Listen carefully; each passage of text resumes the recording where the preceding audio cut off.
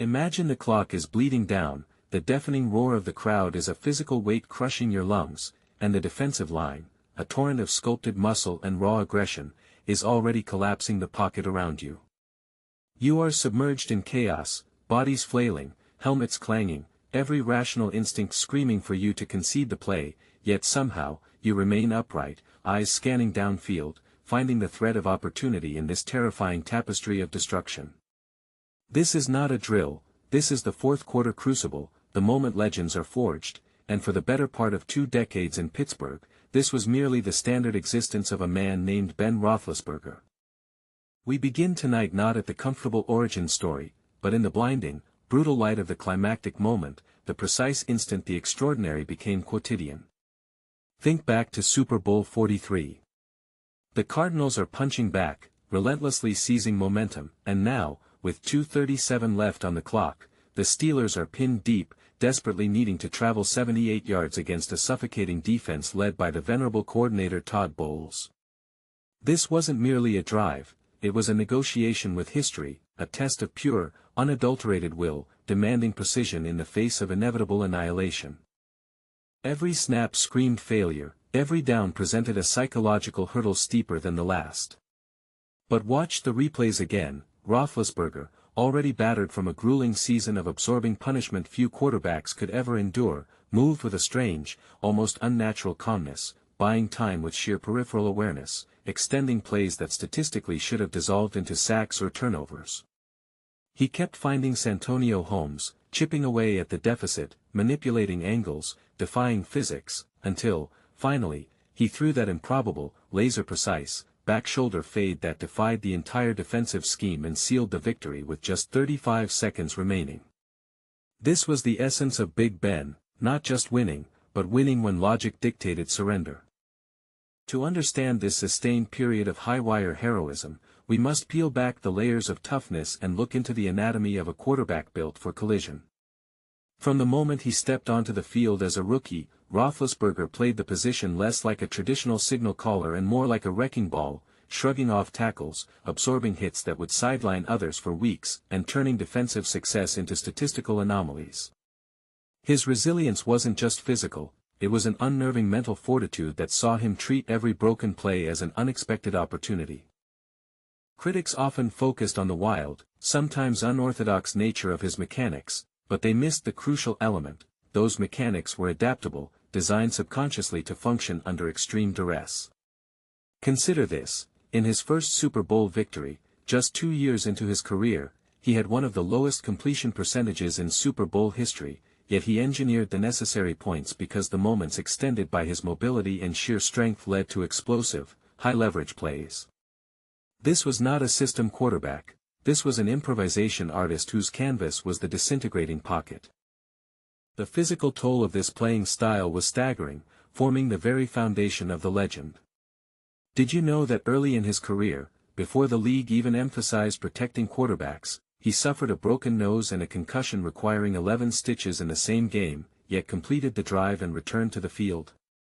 His body became a mosaic of injuries: shoulders, ankles, knees, concussions, each one seemingly strengthening the resolve of the next throw.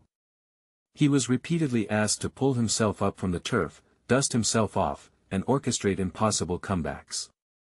This ability to absorb punishment translated into the uncanny power to extend the play, an attribute that redefined the position for the next generation. Unlike quick-release passers, Roethlisberger waited, calculated, drew the defense in, and then unleashed the fury of his arm. It's often forgotten that due to the complexity of the Steelers' offensive schemes and his unique style, he recorded the fastest time in NFL history, reaching 10,000 career passing yards in only his 47th game. That incredible early pace was fueled by high-risk, high-reward deep shots facilitated by his ability to maintain eye contact downfield while resisting immediate defensive pressure. His toughness sometimes bordered on the mythological, creating an aura of invincibility amongst his teammates and a sense of dread for opposing defenses.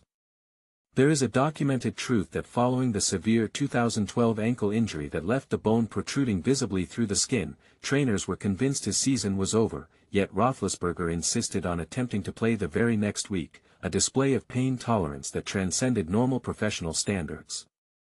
This wasn't bravado, it was a deep, almost unsettling commitment to remaining on the field regardless of the physical cost. As his career matured, the drama simply intensified. Look at the AFC Championship against the Colts in 2006, the game-saving tackle he made on Nick Harper, stripping the ball after an apparent interception that would have sealed the Steeler loss.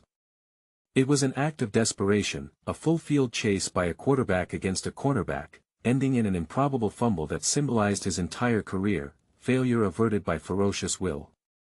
He routinely defied the expected role of the quarterback, becoming an active participant in every facet of the game, even the most dangerous. But here is where the story darkens, where the resilience might reveal something more calculated, more chilling. The sustained punishment, the repeated concussions, the psychological commitment to fighting through agony, logically, this should have led to swift decay, to a broken career, perhaps even a public intervention. Instead, the deeper he went into his career, the more control he seemed to gain in clutch moments. The chaotic environments that paralyzed other quarterbacks seemed to sharpen his focus, almost as if he thrived on the pain. Which leads us back to the Super Bowl rings, the multiple comeback victories, the legacy stamped in steel and grit.